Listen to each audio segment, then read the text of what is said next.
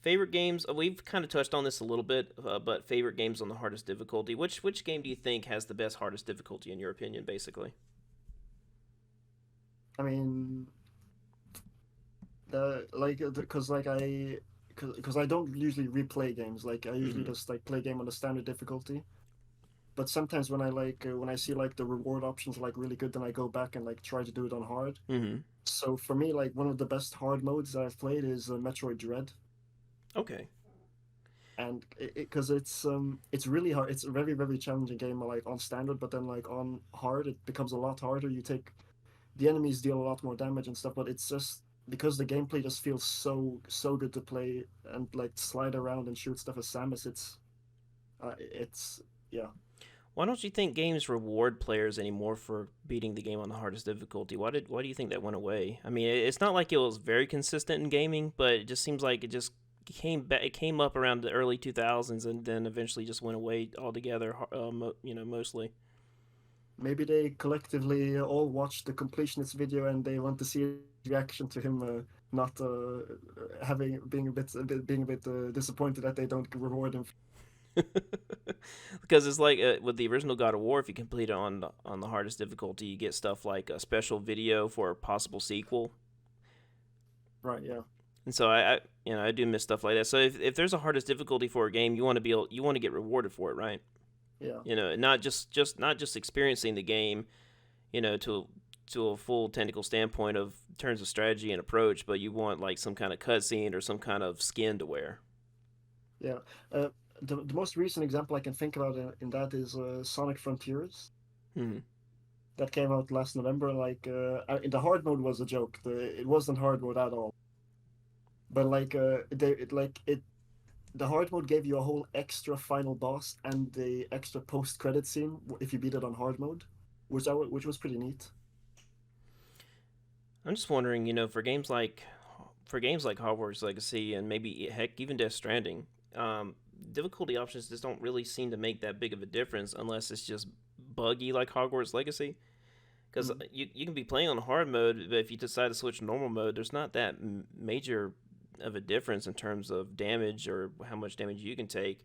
So I'm like, man, why do they even bother sometimes? Why don't they just have easy and normal? If hard mode is not working, why even implement it? Just add it on later, if it's not Yeah. working entirely. So I just don't really understand that. Death Stranding, I mean, it worked just fine on hard mode. It was clearly play tested and regulated, but there wasn't really anything in Death Stranding where I'm like, oh man, I'm playing on hard mode. It just felt like just a regular playthrough of Death Stranding.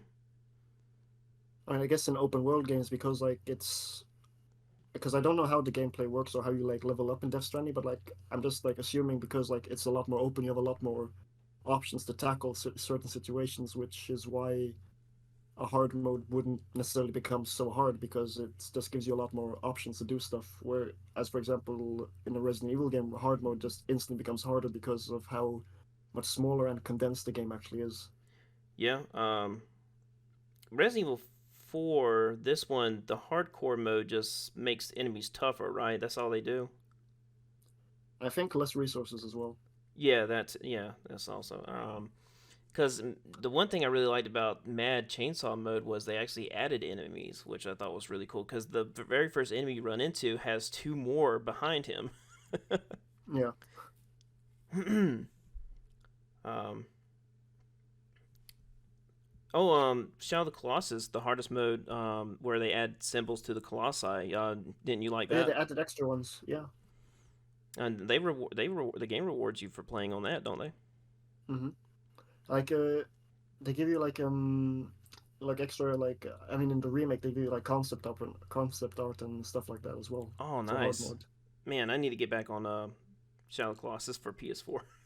Such a good game. The sound and it was already a beautiful game on the PS2. It's amazing. It just looks even better. It's a um Like its art direction is yeah, like one of the best in like gaming history. exactly. It was it's amazing how it was able to run on the PS2. I mean, the Colossi every time I look at footage for the PS2 and just look at the Colossi, I'm just wondering like how in the world did they manage to do it? I mean, they just Yeah, balanced the graphics, capabilities out perfectly for them to accomplish that concept. And yeah, one thing I was disappointed though with the upgrade of Shadow Colossus was they didn't at least attempt to add in the unused Colossi, which is not a big deal, but I just would have loved to at least seen the monkey Colossi, yeah. moving around from. I understand it would have taken a lot more development, but it just would have been so cool to see. But I guess like in terms of like just what what their intention was from the start was just to give it a graphical update and keep like as much of the same original feel as possible. Yeah, yeah, and I don't know. I don't know if they eventually will make a Shadow Colossus 2. I mean, I understand we got like Last Guardian and Ico, but it's not a sequel in terms of concept. It's just more of an extension of the world. Yeah. Um, but I I'd would be just interested how the Shadow of Colossus 2 work though. Yeah, I mean, that's a good question because you don't want it to look exactly the same in terms of how the open world works, but you also still want the organic world direction, like with your Yeah. sword. That needs to come back most definitely. I just think that maybe the terrain needs to be a lot rougher, needs to be a lot more platforming in terms of having to glide somewhere, perhaps, and maybe more tools to get around. I just think the world needs to be more brutal in terms of traversal. Yeah. Um, Because it's the fact that it has like no like normal enemies around is also very like alien concept for a world like that big. mhm. It's just you and your horse running around. I don't see why they couldn't just kind of blend all three games together to make a second Shadow Colossus. Like maybe bring in some mechanics from The Last Guardian and some other mechanics from Ico. Even though Ico doesn't really have a whole lot to offer, but maybe well, heck. I'm speaking like I've played all the way through Ico, so sorry. I meant maybe Last Guardian aspects, like in terms of pulling spears out of something to throw at enemies. Or I really love the enemy designs in The Last Guardian, where they're just basically possessed armor, yet you can pull their heads off. Oh Have you played Last Guardian? no, I've seen video game donkey's video on it. How the big what's the big companion called again? Oh heck, I don't even remember.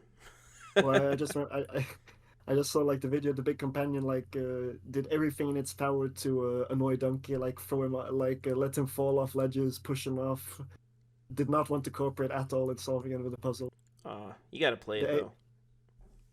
I've got it on PlayStation Plus, like when they because it was part of the PlayStation Plus collection, I think. So I just downloaded before it they remove it, I think. Okay. Yeah, I remember the puzzles being pretty wild, and plus, like I said before, the interacting with enemies is very unique because you're a little tiny boy. You can't really do a whole lot, so you kind of have to outwit them. Yeah, and um, rely on the big guy. oh yeah, I don't know if they fixed the beast in terms of him complying with your commands. I understand it's supposed to be a realistic beast in terms of its mindset, but boy, was it annoying when you try to get him to do something and he wouldn't. There might be some strategy that I'm missing, perhaps, because I only played through it once, so there might be a lot of mechanics that I was missing in terms of commanding the beast to do something. Yeah. Thank you for listening to this podcast clip. If you want to watch more of the podcast, the full podcast is in the link in the description, along with my guest channel name. And if you would like to guest in a future podcast, please contact me and we shall talk so we can discuss many, many topics, more to come. Other than that, have a glorious day.